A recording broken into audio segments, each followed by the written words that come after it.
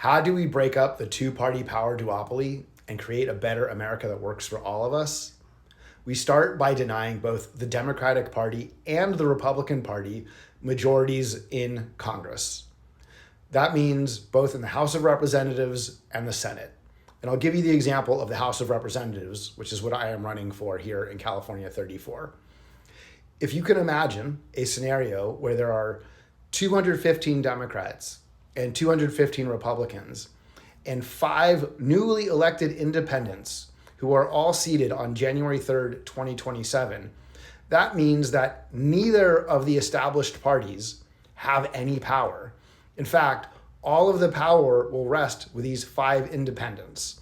Basically, one of 2 things has to happen. Either magically all the hyperpartisanship disappears because Republicans and Democrats decide they don't like the independents and they have to start working together, or more likely, early on, it is that in order for the House to open at all, the independents would force both the Democrats and the Republicans to elect one of their own, the independents, as Speaker of the House.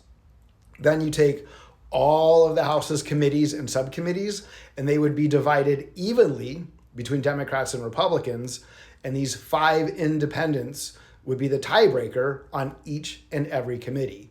Most importantly, and this is really deep in the weeds, but this is really the theory of power. And Congress and politics, at the end of the day, is all about power. With a newly elected independent speaker, that speaker would direct the House of Representatives to return to what is called regular order. You see, right now, basically, the Speaker of the House is a mini dictator, and all of the bills are called omnibus, meaning that people go into back rooms in secret and create these giant bills, and they just show up on the floor, and the speaker puts a gun, whether it's a Democratic speaker or a Republican speaker, puts a figurative gun to the heads of their party and say, you have to vote for this. By returning to regular order, all of the House's work comes out of committees. And with evenly divided committees between Republicans and Democrats, with a tiebreaker of independents, suddenly the House is doing what it was supposed to do and is designed to do, which is the people's work. The ideas and the policies that a majority of Americans support would suddenly become the priority of the House. They would pass the House. We can do the same thing in the Senate here in 2027.